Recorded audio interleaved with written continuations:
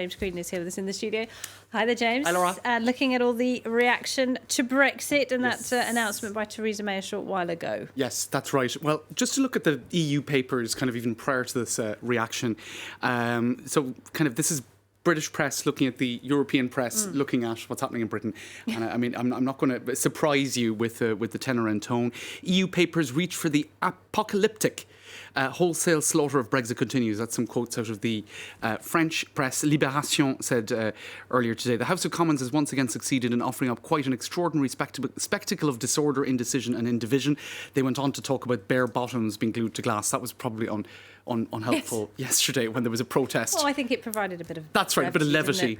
Le Monde, the quote in the headline there is actually from Le Monde. The wholesale slaughter of Brexit continues.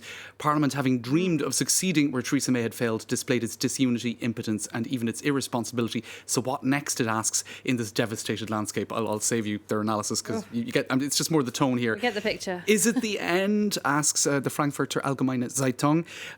They go on to say that the idea that the Prime Minister's thrice defeated deal could go to a fourth vote has a certain grotesque quality.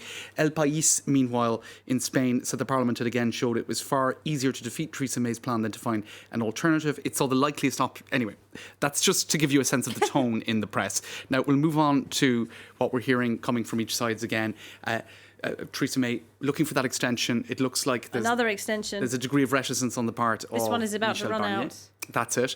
We also saw Emmanuel Macron greeting the Irish Prime Minister today. This is a cartoon by the French cartoonist Na, where they're each crying, holding each other and crying over Brexit on one hand and the Gilets jaunes on the other. It's not the first time the two have been sort of lumped together as kind of ideas. Emmanuel Macron says France will never let Ireland down. This, of course, over the whole what would happen in the case of a no-deal scenario. I quite like this Irish border satirical account saying, yeah, but what about the handball? This, if you remember, is Thierry Henry. Oh, that was a long time ago. In 2010, made a handball gesture which prevented Ireland from qualifying for the World Cup. That one, have you? So France is with you until it's a question of its footballing interests over yours. Did he ever apologise for that? Yeah. I don't think so, but I think he did kind of more or less admit it kind of at some point or other. Now back to the Britain falling apart. This is Jason Cowley of the New Statesman. Our political system is breaking down under the stress of Brexit. Britain's becoming ungovernable. The parties are fragmenting. I'm just kind of trying to give a sense of the general sense of doom and gloom. In fact, both main parties have been radicalised. These are the politics of the interregnum. An era has ended. The old era is dying. It's just like, how much more high octane can the language get? In comes Donald Tusk saying, guys, even if we don't know what the end result will be, let's be patient, right? But I'll just to kind of 2 or 3 more items on Brexit and then we'll move on. This is a Dutch cartoonist. The show must go on, and that's episode 3464 of Brexit. The Courrier International says, please never adapt it into a movie ever. It should never be in cinema. And here, this is the perfect way to end the chapter. This is in Salton near Brighton. Right. And this is an artist called Duncan McKellar. Now, what's going on here is they're signalling with mirrors, and it's Morse code, ... dash, dash, dash, ... It's a symbolic SOS call from across the south of...